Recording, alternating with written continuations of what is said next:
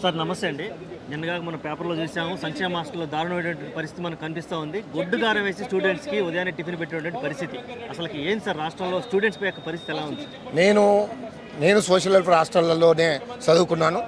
MCom LLB వరకు కూడా ఆ హాస్టళ్లలో ఉండి చదువుకున్న వ్యక్తిగా ఈ బీఆర్ఎస్ విద్యార్థి విభాగానికి మొట్టమొదటి అధ్యక్షుడిగా బొమ్మెర రామ్మూర్తిగా నిజంగా ఇంత దుర్మార్గమైన పాలన ఈ 75 సంవత్సరాల స్వతంత్ర భారతంలో ఎప్పుడు జరగలేదు. ముఖ్యంగా విద్యార్థులకు ఎంత దారుణం. మేము కారం వెతుకులు తిరుగుతున్నామని ఏడుస్తున్నారు.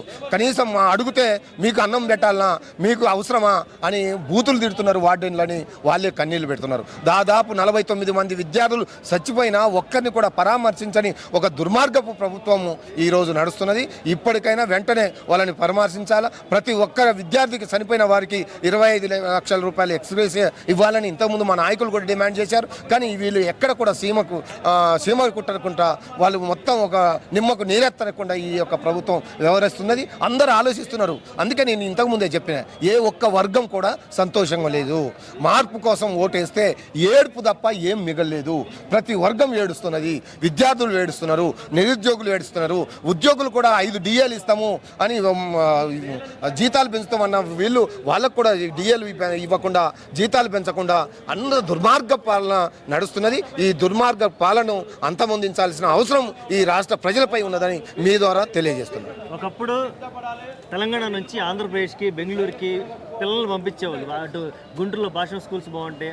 అటువంటి పరిస్థితి నుంచి తెలంగాణని అభివృద్ధి చేసి విద్యా వ్యవస్థని పునర్నిర్మించినటువంటి పరిస్థితి కేసీఆర్ గారి ప్రభుత్వంలో చూసాం. కానీ ఇప్పుడు చూస్తుంటే మళ్ళీ అది రివర్స్ అయ్యే అవకాశం కనపడుతుందంటారా? 200 గురుకుల స్కూళ్ళ నుండి 1000 గురుకుల స్కూల్లో పెట్టి ఇక్కడ ఒక ఎస్సీ ఎస్టీ విద్యార్థులను ఎవరెస్ట్ శిఖరాల ఎత్తు వరకు తీసుకుపోయిన ఘనత బీఆర్ఎస్ ప్రభుత్వం.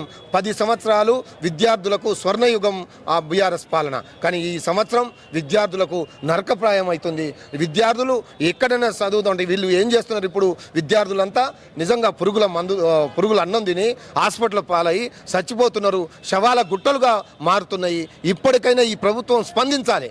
విద్యార్థులను ఎందుకు ఇంత అన్యాయం చేస్తున్నారు? ఈ పాపం ఎవరిది? ఇప్పుడు జరుగుతున్న అన్యాయాలకు ఒక అమ్మాయిని ఖమ్మంలో మొన్న నేను కూడా వెళ్ళాను హాస్పిటల్కు. ఒక్క అమ్మాయిని 12 సార్లు ఎలక కరిచింది. 12 సార్లు ఎలక కరవడం వల్ల 2 కాళ్ళు చచ్చుబడిపోయినాయి, చెయ్యి చచ్చుబడిపోయింది. చనిపోయే ప్రమాదం నుంచి మమతా హాస్పిటల్ యాజమాన్యం కాపాడింది. అంటే వీళ్ళు ఏది కూడా కనీసం పట్టించుకోకుండా హాస్టళ్లలో నిజంగా ఒక నరకయాతన అనుభవిస్తున్నారు ఈ రోజు. అంటే ఈ మంత్రులంతా సోప్టప్ వ్యవహారాలు, రియల్ ఎస్టేట్ బ్రోకర్ దందాలు చేసుకుంటూ బతుకుతున్నారు తప్ప ఒక్క మంత్రి అయినా పోయి హాస్టళ్లలో తనిఖీ చేద్దాం, హాస్టల్లో ఉన్న పరిస్థితుల్ని సమీక్షిద్దాం, వాళ్ళ యొక్క బతుకుల కోసం కనీసం ఏదైనా చేద్దామనే ఆలోచన లేదు.